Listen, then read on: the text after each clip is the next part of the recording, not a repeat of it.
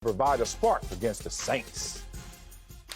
I do, big dog. I said this all along. I expect Jalen Hurts to go in there, provide a spark. In the NFL, in college, and in most forms of football, first 12 to 15 plays offensively are scripted. That means they already know the plan. They know what they want to run. They know how they want to execute it. Jalen Hurts, you really don't have film on him. So this Saints defense is going to be grasping for straws. Not sure how they're going to be able to play Jalen Hurts. Are the Eagles going to come out and do different things? Are the Eagles going to come out and completely show you totally different looks?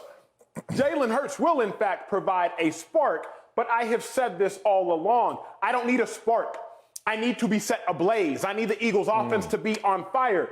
This is what we do not realize when we are so infatuated with new things and we are infatuated with limited excitement. We don't realize that we're changing some of our approach, which enhances the excitement as well. What do I mean?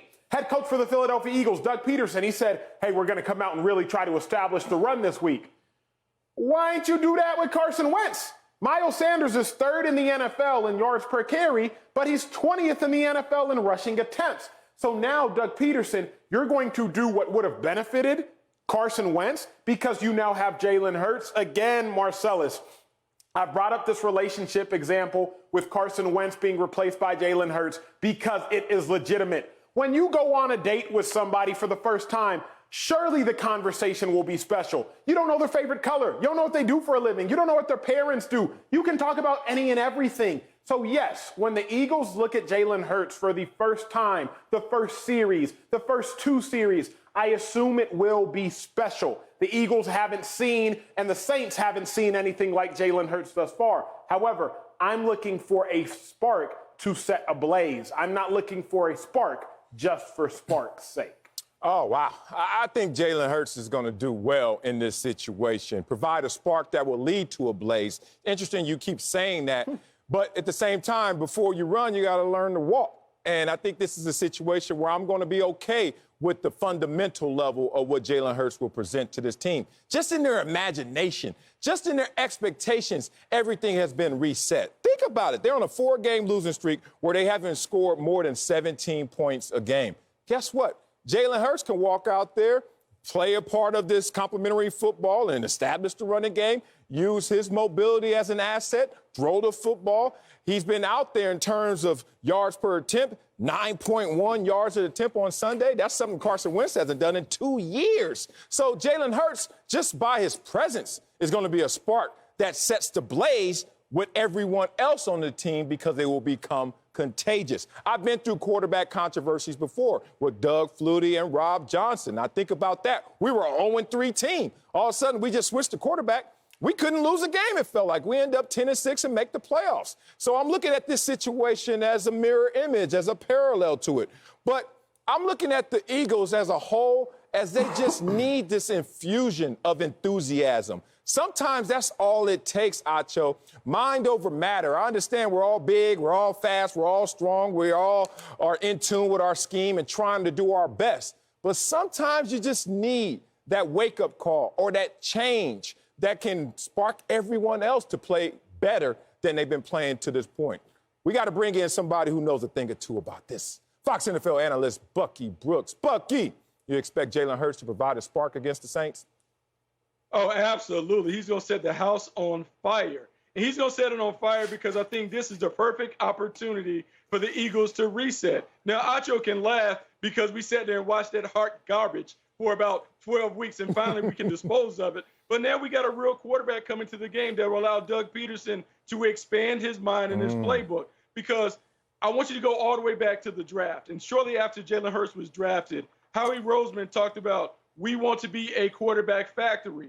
We want to produce quarterbacks because, in a way, he felt like they had the Midas touch because they had taken Carson Wentz and he went from number 2 overall pick to playing at a level that was considered to be MVP level. Then you had Nick Foles, who went from a journeyman backup to being the Super Bowl MVP. So they thought that they had the secret sauce to be able to get any quarterback up and going. So when I look at Jalen Hurts, I think it's important to remember, Doug Peterson said, we want to be able to do some of these Taysom Hill-like things. Well, I'm glad he brought that up because when I look at Taysom Hill, when Taysom Hill was coming out of BYU, he wasn't known for his passing prowess. He was known for his running ability. He ran for 2,800 yards at BYU. You know how many yards Jalen Hurts ran for in 3 years? Oh, he ran for 3,200. He's a more accomplished runner than Taysom Hill. And so when you look at the way the New Orleans Saints play, they're playing complementary football. They're rushing for over 200 yards per.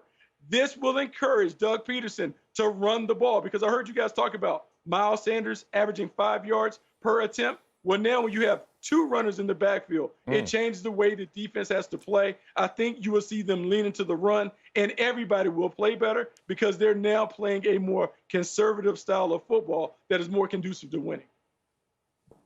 So I don't necessarily disagree with Bucky Brooks, but that's my problem. You shouldn't say my problem else. isn't that I agree. You shouldn't say anything else. No. Here's my problem. Because what did you say? Because Bucky said this: the Eagles are going to change their style of play and play a more conservative style of football.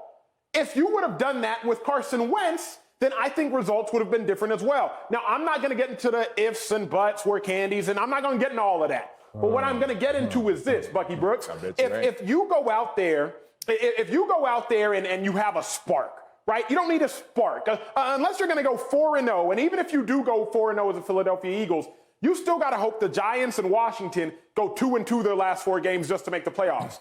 If you have this spark, even if the spark leads you to 3-1, you better hope the Giants lose 3 more games to make the playoffs. So you all are wishing for a spark. Y'all are hoping for a spark. What I'm trying to tell you is when Nick Foles came in 2018 to replace Carson Wentz, that wasn't a spark. Nick Foles lit that offense on fire. He lit that team on fire. Eagles were 5-6. Foles went 4-1 down the stretch. Eagles went 9-7, made the playoffs. That wasn't a spark.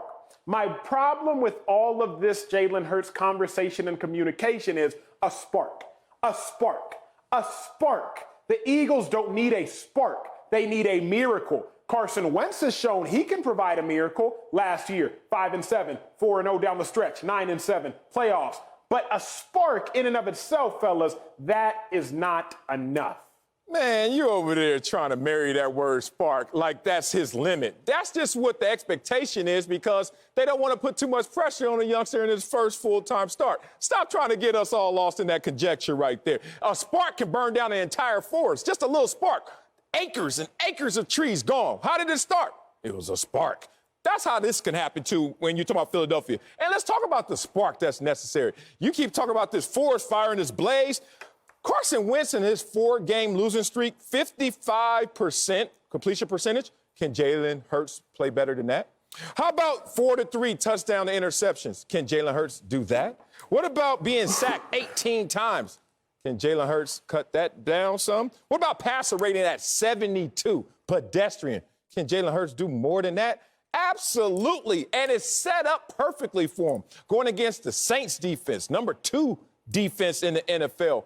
What could be more rewarding if you go out there and see a team that's coming with the number 2 defense and a 9-game winning streak and all the conversation of they can't be beat with their starter or their backup. And then Jalen Hurts goes out there and says, well, let me get a try at it. Let me just try to provide a spark and let everyone else around me ignite and start this inferno. That's how I'm looking at this situation. And Doug Peterson knows this because Doug Peterson is throwing a Hail Mary as well. He realizes that they're married financially to Carson Wentz, but he's come to the realization that, hey, I may lose the locker room. You know what? I may lose a guy or two in terms of my choice of going with Jalen Hurts over Carson Wentz, but I'm not going to lose my job without a fight. And the fight that Doug Peterson has in him is putting Jalen Hurts out there to fight for him and the rest of the team. You know, it's funny because I don't know if Acho is a guy that gets in the kitchen. I heard him talk about that bad meal that he had with the Aunt Jemima syrup on the carrots or whatever. That's but terrible. I fancy myself as a grill master there, Acho. And so when you talk about a spark, sometimes you got to light the grill with a spark. I don't know what kind of grill you have, if you can cook or not, but you got to light it up. And so you light it up so you can get the meat going. Right now, the Philadelphia Eagles haven't been able to cook in so long because the grill master that they had in Carson Wentz, he keeps dropping the meat on the ground. He's turning the ball over. He has sacks for days. They just don't make it happen. And so the good thing, though, is he has done this.